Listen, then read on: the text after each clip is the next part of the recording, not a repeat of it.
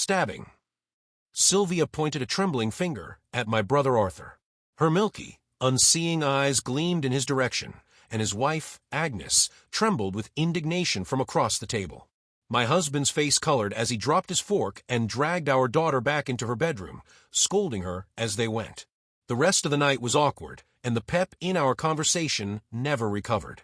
2 weeks later, Agnes was stabbed to death in her office parking lot.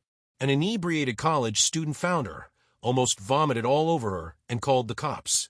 My brother swore that he bore no ill will against my daughter, but I could tell that he was lying.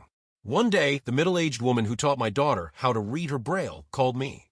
"Ma'am, I don't know what's going on, but your daughter's been whispering, 'Electrocution, electrocution,' for the past half hour, and it's starting to distract her from her lessons. Could you please talk to her?" I did. Sylvia, in her 9-year-old lack of understanding, told me it was just a cool new word she learned at school. The death of an electrician made headlines the following week. It was a freak accident involving tangled wires and a bucket of water. Sylvia's teacher's face was blurred for privacy, but her voice was as familiar as anything to me. He was my partner, my soulmate. While my husband was working late, I called Sylvia into the living room. "Honey, is there anything Mommy should know?" She hesitated. "Honey, you know you can talk to me." She denied it once more. "I have no secrets from you, Mommy."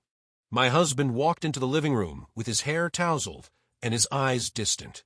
Instead of rushing to hug her dad, Sylvia simply turned towards him. "Fire," she said. My heart stopped. Every time Sylvia said something like that, it was the person's partner who died, and of that reason too. A fire. Was Sylvia merely making predictions, or was she putting a curse on me for snooping in on her business? Why this devil child?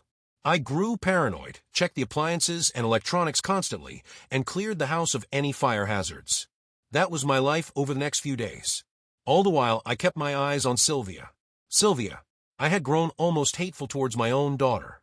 My husband came home one night, wounded and blackened with soot, while I sat in the living room, and Sylvia listened to the radio beside me.